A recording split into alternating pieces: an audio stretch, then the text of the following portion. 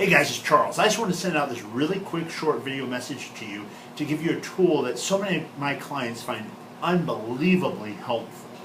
I have people every day that tell me they've found themselves after 5, 10, 15 years in a place they hate. They're overweight. They're sometimes 50, 100, 200, 300 pounds heavier than what their doctor would like them to be. They're suffering from high blood pressure, type 2 diabetes. Their clothes don't fit, their relationships are failing, all because they've been under this hypnosis of unconsciousness. They've totally been unaware of how their daily habits have impacted them. But then all of a sudden, like waking up from a deep sleep, they wake up and they look in the mirror and they absolutely hate what they're staring at. Have you ever been there? Have you ever found yourself in a place you can't believe you're in?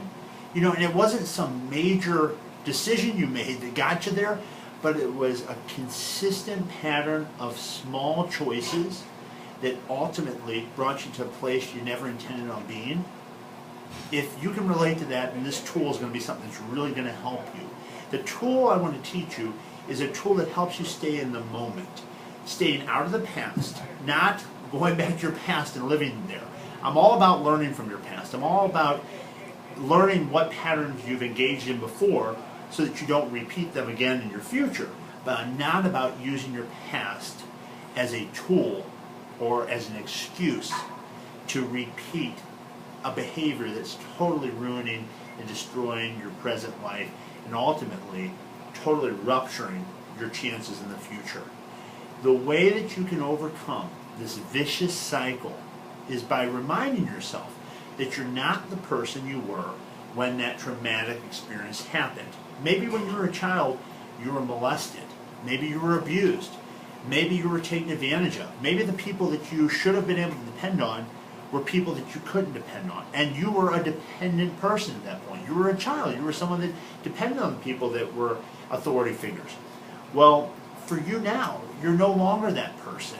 You're a person that is tremendously resourceful, able, willing, committed, insightful enough to make your life the way you want it. But to do so, you've got to stay out of your past. Second, you've got to stay out of worrying about your future.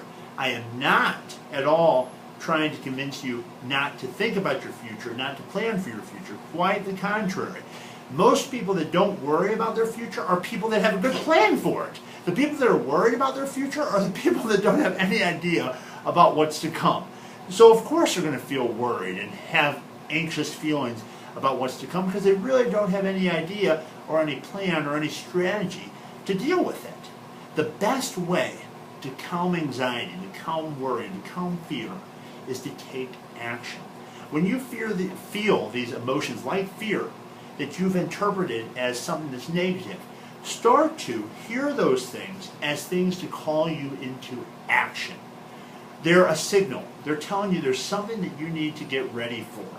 There's something you need to be prepared for. And when you start to get that feeling that you've labeled, and that's all this is, a label. I mean, there's nothing I can find here that would say here's fear, okay? It's a feeling, right? It's that physical state that you get in where you're running this movie of a catastrophe that's to come, right? Well, here's the cool part. It's just a movie. And ultimately, it's your movie. You get to write the script. You get to make the plot. You get to pick the cast of characters. And ultimately, you can either fund the movie or you can give no money to it. It will never ever turn out. It will never ever go into production, if you will. If you want to make your future the way that you would really hope it to be, really more expect it to be, you've got to have a good plan. And by that, you have that plan, you live by it. You make an agreement. You say, every day I'm going to eat this way. Every day I'm going to commit this much time to exercise.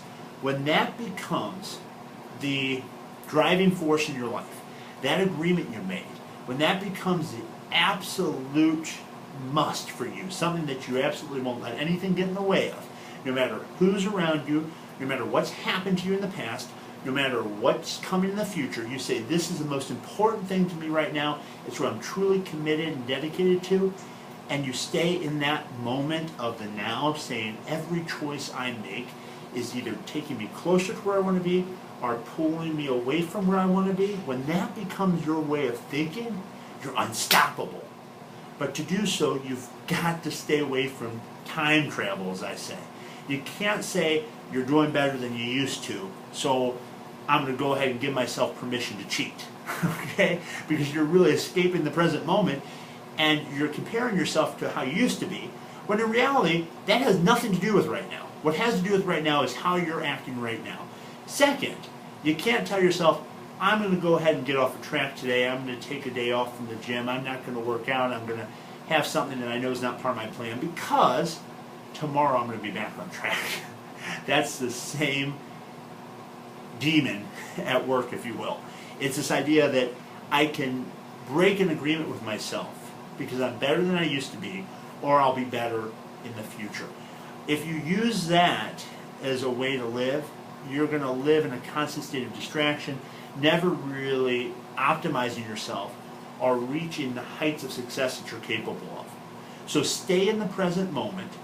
Use this philosophy that I've just talked about here every day. Stay totally hungry for what you want.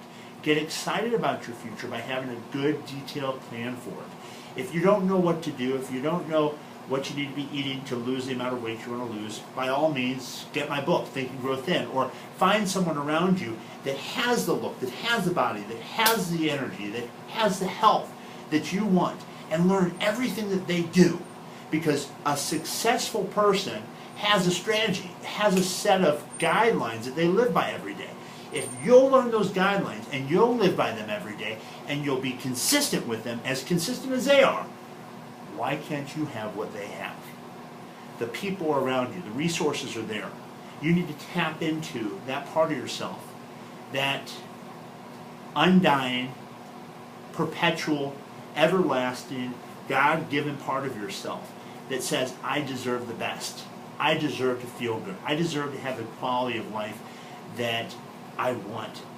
Whatever that might be. For you, it may not be having all of the wealth and the fancy cars and the toys and all that stuff. It might be having a totally fulfilling relationship where you contribute in an immense way to the person you're in love with. But to do so, to give more to others, you've got to give more to yourself so that you have more to give. I always tell people that come to me and give me that line of, well, Charles, I would really be a lot healthier if I didn't have to take care of so many other people. I automatically break that thought in their mind by reminding them of the fact that if they're not healthy, how in the world are they giving the optimal level of service to the people they care about?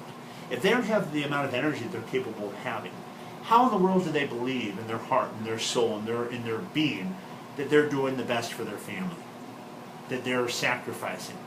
There is no honor in sacrifice for other people. The honor comes in doing enough to take care of yourself so that thereby you are able to take care of more people.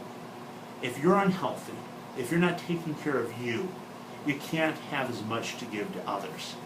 So think all that over. Have a wonderful day. Thank you so much for letting me take part in your personal journey in this transformation. I'm honored. I feel privileged. I feel humbled. And God bless you today. And stay tuned next week for another message. I'll talk to you then. God bless.